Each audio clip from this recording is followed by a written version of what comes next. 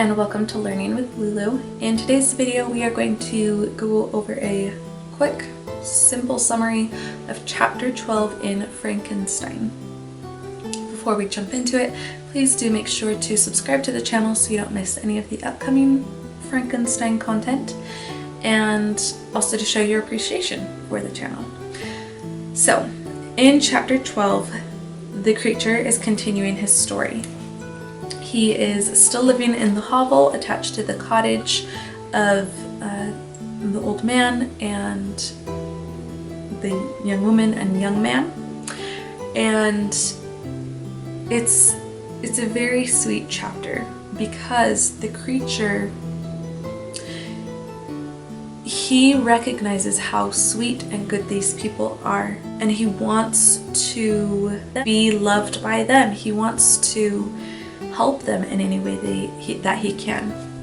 He notices that they are often sad and unhappy, and he realizes that it's because of poverty and they are often hungry.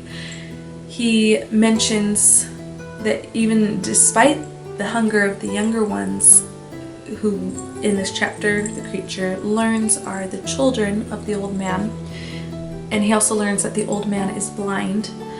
So despite their hunger, he'll notice that they put food in front of their father, even though they don't have anything for themselves. And so the creature endeavors to find ways to help them, to ease their burdens, and make things easier for them. One of the main ways he does this is he cuts and collects firewood for them and leaves it out in front of their cottage, and that means that the son, Felix, also the daughter's name is Agatha, there's another detail, but the son, that means that he doesn't have to do that, and he can spend the days either working on fixing the cottage or just doing other things that are needed around their land.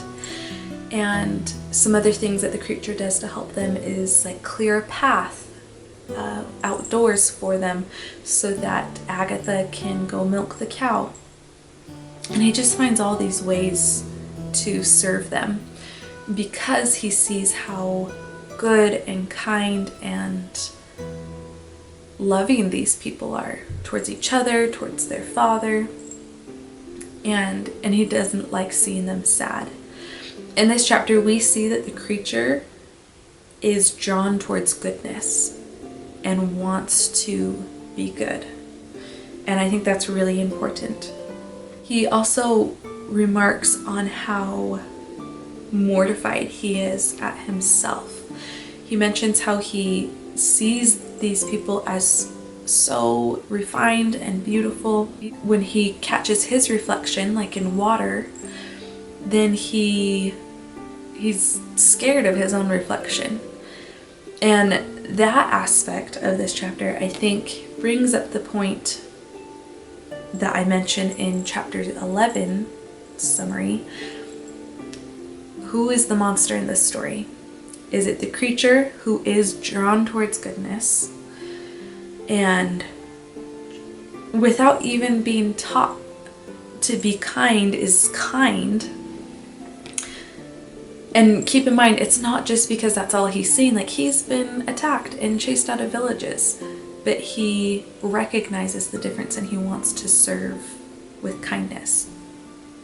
So anyway, who is the monster? Is it the creature, or is it Victor Frankenstein, who took no efforts to cultivate any sort of understanding of what it is to be alive for something he bestowed life on? And it brings up, I think, one of the themes of Frankenstein, you could say, is just because something can be done doesn't mean it should be done. And that comes into ethics of science a lot. Just because you can do it doesn't mean you should. And I can imagine, if I were to be reading this with my class, you might have a Socratic seminar on that very topic. And who is the monster of this story? And what are You know, like, what are the human rights of the creature? Does he have human rights? Does he not? There's a lot to start to dissect once we get to these chapters of the creature telling his story. Because up until this point, it's been very one-sided, obviously, because it's been from Victor's point of view. And so from his point of view, we think that the creature has killed Justine, has killed a young kid, William. But keep in mind, we don't still know that. And what we are hearing from the creature is giving us a different perspective on the whole thing. And those are all just really important things to consider. And if you have any thoughts on any of these themes, you know, the ethics of science and who the monster really is in this story, please comment down below. I would love to have a conversation about that. And also just hear your thoughts. I'm not going to pretend I have the answer. I know what my opinion is, but one of the great things about English language arts is it about exploring perspectives and considering different points of view. And so I would love to hear your points of view on this. That's pretty much the gist of chapter 12. The creature is continuing to watch them. He spends many hours watching them. In fact, when he goes and gathers food for himself or collects the firewood, that's at night. And during the day, if he's not watching them and learning from them, he is resting at that time. He does express his immense, very strong desire to learn language because, and he daydreams and dreams about presenting himself to these cottagers and being accepted by them, and eventually them growing to like see him. He doesn't use the word family, but almost as like a family member. And he's starting to pick up on certain words, but he knows the only way for him to present himself to them would be through knowing how to use language. And he also starts to recognize that when Felix reads, I apologize, the camera died and it's now a new day, and I just wanted to make sure to finish off this video.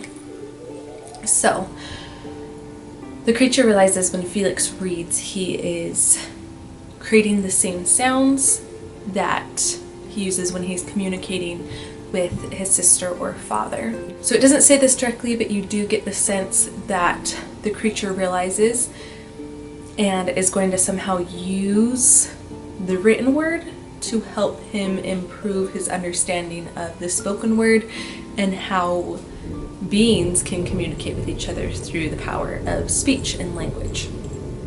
So that finishes off that little thought that I had started yesterday. And with that, chapter 12, there's your summary. I hope this video has been useful to you. If it has, don't forget to like it. If you have any thoughts about anything I talked about from this chapter, please include it in a comment down below. Like I said, I love having that discourse and conversation around the themes in Frankenstein. Frankenstein is fantastic for just how rich it is in these themes of right and wrong and ethics and humanity and nurture versus nature, all of that.